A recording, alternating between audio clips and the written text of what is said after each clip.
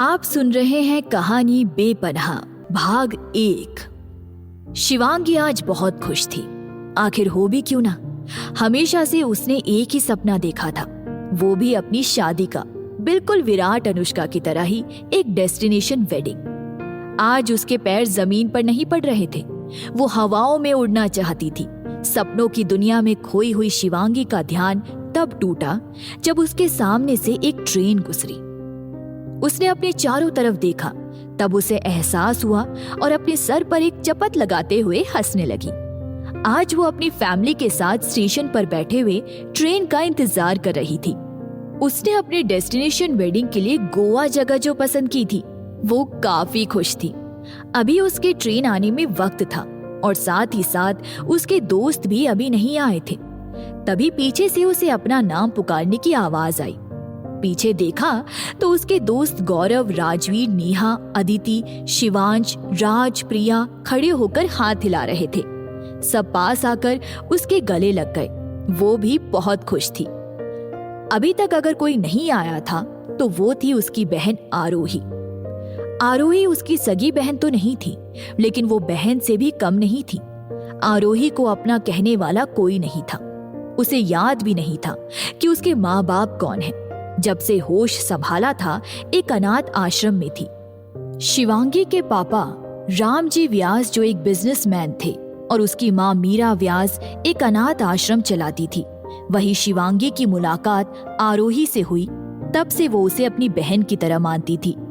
मीरा व्यास भी उसे अपनी बेटी की तरह ही प्यार देती थी। कभी दोनों में कोई भेदभाव नहीं किया गया। शिवांगी और आरोही दोनों ही चंचल स्वभाव की थी, साथ में घूमना फिरना, मस्ती करना, और दोनों एक दूसरे की जान थी। स्टेशन पर उनके ट्रेन के आने की अनाउंसमेंट हो चुकी थी। अब अपने सामान लेकर तैयार थे, लेकिन दूर दूर तक आरोही का कोई पता नहीं था। शिवांगी परेशानी में इधर उधर देख रही थी। उसने अपने माँ पापा से भी बात की उसके बारे में। कोई खबर ना पाकर उदास हो गई। तब तक ट्रेन भी स्टेशन पर आकर रुक चुकी थी। सभी अपना सामान लेकर अंदर जा रहे थे, फिर भी आरोही का कोई पता नहीं था। अब ट्रेन भी अपने चलने का सिग्नल दे चुकी थी। तभी शिवांगी ने देखा एक लड़की दौड़ते हुए अपना एक हाथ आगे बढ़ाए चली आ रही है। वो कोई और नहीं थी, आरोही थी। शिवांगी इतना देखकर ही चिल्ला कर बोली, अरे कोई उसे हाथ दो। तभी गौरव, उसका दोस्त, दरवाजे से निकलकर एक हाथ आगे बढ़ाया। उसने देखा एक सफेद पटियाला सूट पहने लड़की उसके तरफ दौड़ती हुई आ रही है। दौड़ने की वजह से उसके बाल से उसका पूरा चेहरा ढका हुआ था, लेकिन उसकी अच्छी कदकाठी ही लोगों को अपनी तरफ आकर्षित करने के लिए काफी थी। तब तक गौरव ने उसे हाथ देकर ऊपर खींच लिया। ये सब इतना जल्दी हुआ कि आरोही को संभलने का मौका ही नहीं मिला और वो गौरव से जाकर लिपट गई। उसकी सांसें अभी भी ऊपर नीचे हो रही है। धड़कन तो इतनी तेज चल रही थी कि मानो दिल अभी बाहर निकल आएगा। चलती ट्रेन में अचानक से एक हवा के झोंके ने आरोही के चेहरे का बाल हटा दिया। गौरव के साथ साथ वहां खड़े सभी लोग उसे एकटक देखते रह गए। गोरा रंग, बड़ी बड़ी काजल से सनी आंखें, पतले लाल सुर्ख होठ, कमर तक लंबे बाल, जो देखता देखता ही रह जाता। वहां खड़े सबका ध्यान शिवांगी के चिल्लाने से टूटा। वो गुस्से से चिल्लाते हुए आरोही के गले लगकर बोली, अगर थोड़ा भी लेट हो जाता तो तुम्हारी ट्रेन छूट जाती, फिर तुझे नहीं पता कि मैं तेरे साथ क्या करती। आरोही ने हंसकर जवाब दिया, जस्ट चिल यार, मैं आ गई ना, मैं माँ पापा से मिलकर आ रही हूँ, फिर उसके बाद अपना गुस्सा निकाल लेना। और हंसते हुए आगे बढ़ गई। और इधर शिवांगी गुस्से में पैर पटकती रह गई।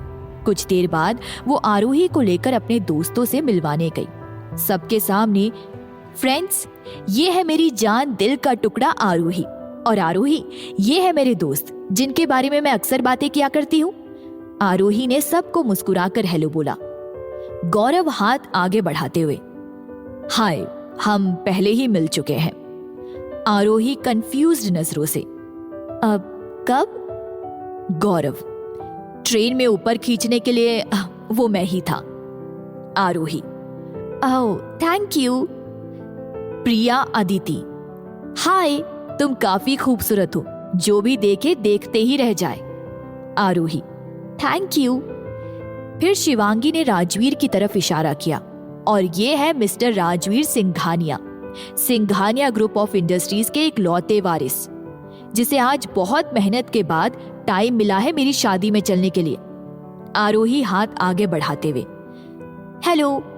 राजवीर उसकी तरफ एक बार देखकर दूसरी तरफ सिर घुमा लेता है।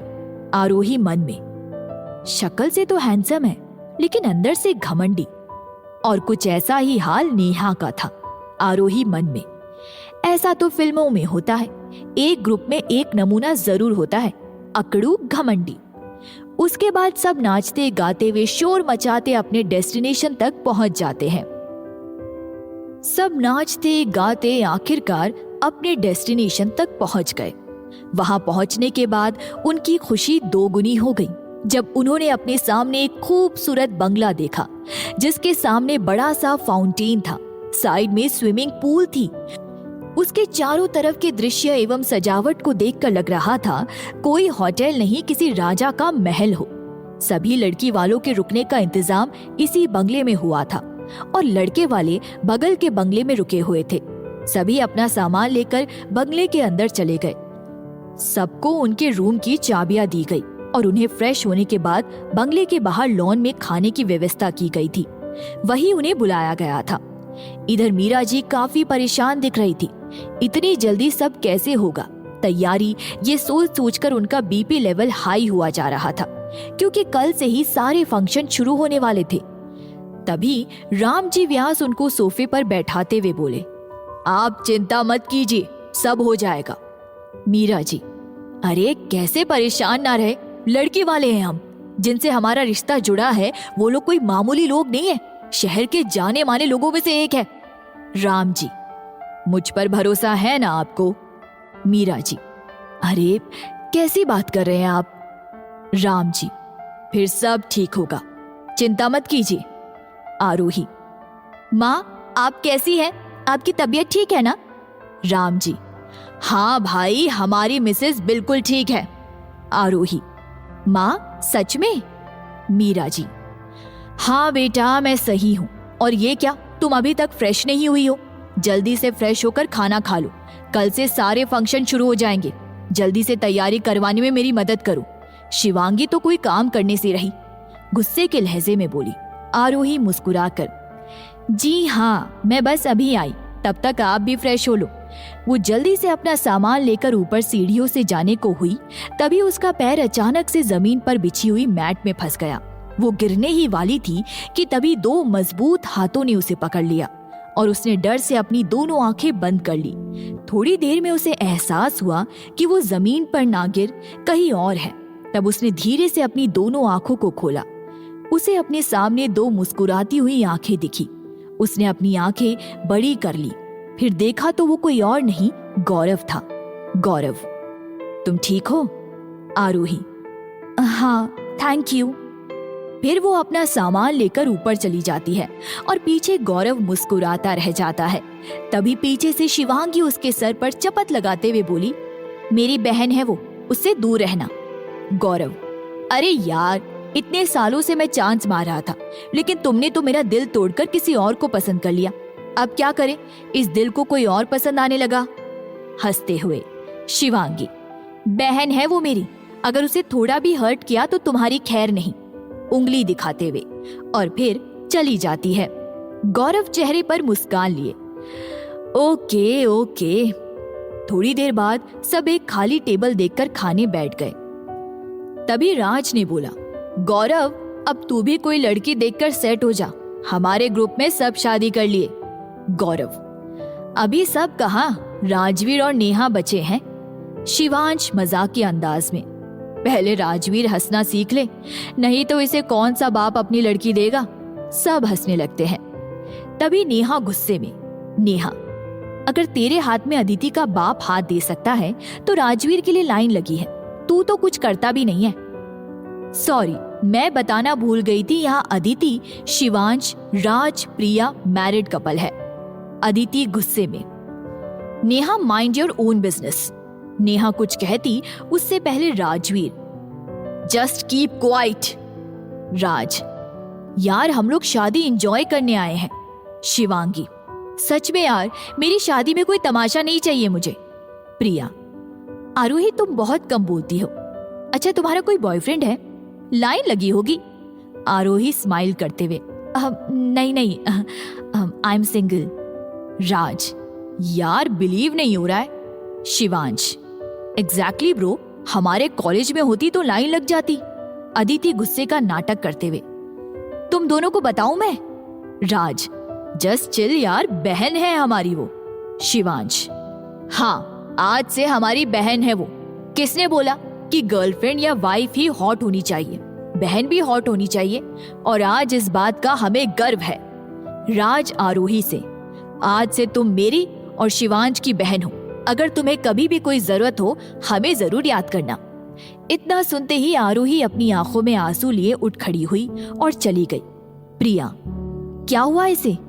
शिवांगी, फ्रेंड्स, एक्चुअली आरोही मेरी सगी बहन नहीं है, वो एक अनाथ है। बचपन में वो मेरे मम्मी के अनाथ आश्रम में रहती थी। जब मेरी उससे दोस्ती हुई तब मैं उसे घर लेकर आई और मेरे माँ पापा ने उसे अडॉप्ट किया। तो आज तुम लोग की बात सुनकर इमोशनल हो गई है। वहां बैठे सब इस बात को सुनकर उदास हो गए। नेहा, जिसे इस बात पर कोई फर्क नहीं पड़ा। अरे सब यहाँ मातम मनाने आए हो, कल की तैयारी भी करनी है, चलो सब सो जाओ। सब वहां से उठकर अपने अपने रूम में चले गए। कल से सारे फंक्शन शुरू होने वाले थे।